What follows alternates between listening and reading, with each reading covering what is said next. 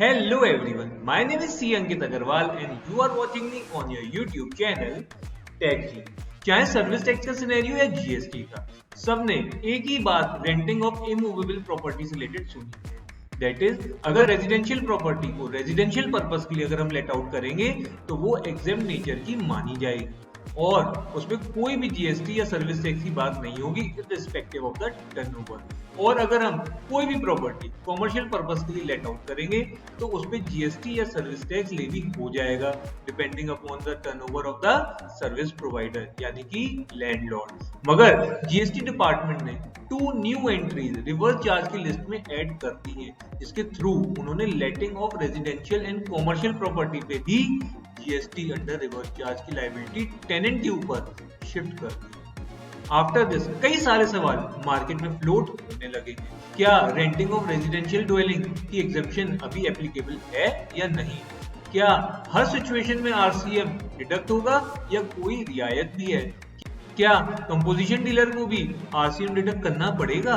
क्या जो हम आरसीएम में जीएसटी पे करेंगे उसका क्रेडिट टेनेंट को मिलेगा या नहीं? रेंटिंग ऑफ रेजिडेंशियल ड्वेलिंग से रिलेटेड मैं एक वीडियो डिटेल में ऑलरेडी बना चुका हूं, मगर इस वीडियो में मैं आपको दोनों प्रॉपर्टी से रिलेटेड सारे प्रोविजन डिटेल में फिर से बताऊंगा।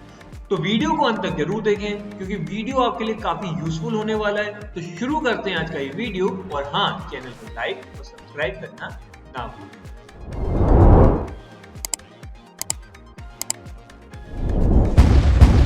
तो शुरू करते हैं।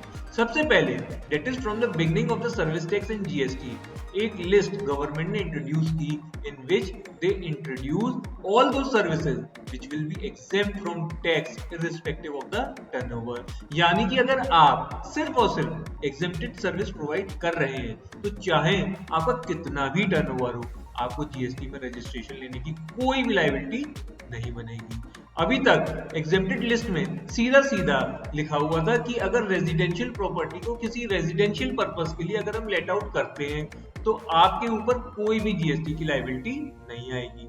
मगर 30 दिसंबर 2022 को बाय नोटिफिकेशन नंबर 15/2022 और सेंट्रल टैक्स रेट एक न्यू एंट्री इंट्रोड्यूस की गई in reverse charge. That is, in case of renting of residential dwelling to registered person provisions of RCM will apply.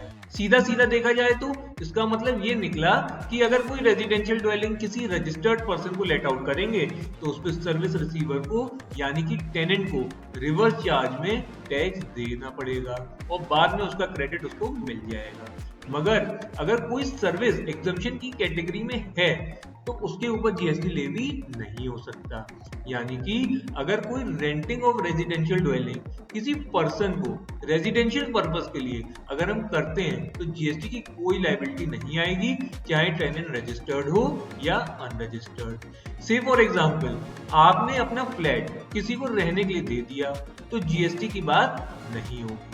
मगर अगर रेजिडेंशियल ड्वेलिंग किसी और purpose के लिए दी जा रही है और टेनेंट अगर रजिस्टर्ड पर्सन है तो टेनेंट को रिवर्स चार्ज में उसका जीएसटी पे करना पड़ेगा और बाद में उसका क्रेडिट ले सकता है। से फॉर एग्जांपल, आपका घर है और आपने नीचे एक शॉप बना दी, किसी को लेट आउट कर दी, तो जो पर्सन उसको ले रहा है अगर वो जीएसटी में रजिस्टर्ड है तो उसको जीएसटी अंडर रिवर्स चार्ज देना पड़ेगा। और अगर इसी केस में टेनेंट और लैंडलॉर्ड दोनों अनरजिस्टर्ड पर्सन है तो normal provisions will apply. That is, जब मकान मालिक का टर्नओवर 20 लाख से ऊपर हो जाएगा तो वो जीएसटी में रजिस्टर लेके नॉर्मल टैक्स पे कर देगा। इसी में एक बात और आई कि क्या होगा अगर टेनेंट कंपोजिशन डीलर है तो इस केस में टेनेंट को 18% के हिसाब से रिवर्स चार्ज में जीएसटी पे करना पड़ेगा और उसको जीएसटी का कोई भी क्रेडिट नहीं मिलेगा। इसी कंटिन्यूएशन में government introduce one more entry in reverse charge through notification number 9/2024 of the integrated tax rate dated 8 October 2024 which came into effect from 10th October 2024। यानी कि 10 अक्टूबर से ये प्रोविजन आपके ऊपर एप्लीकेबल हो चुका है। Now let's see what this amendment says।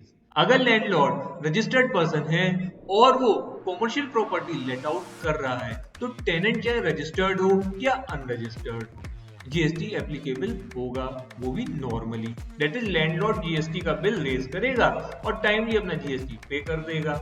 मगर अगर लैंडलॉर्ड अनरजिस्टर्ड है और टेनेंट रजिस्टर्ड है तो टेनेंट के ऊपर रिवर्स चार्ज में जीएसटी पे करने की लायबिलिटी आ जाएगी और वो पहले रिवर्स चार्ज में जीएसटी पे करेगा और उसके बाद उसका क्रेडिट ले लेगा। और अगर टेनेंट कंपोजिशन डीलर है तो वो पुरानी बात चलेगी, दैट इज उसको रिवर्स चार्ज में जीएसटी पे करना पड़ेगा और उसको जीएसटी का कोई भी क्रेडिट नहीं मिलेगा। तो इसी में थर्ड कंडीशन अराइज होगी कि क्या होगा अगर टेनेंट और लैंडलॉर्ड दोनों अनरजिस्टर्ड, तो क्या होगा? कुछ नहीं होगा।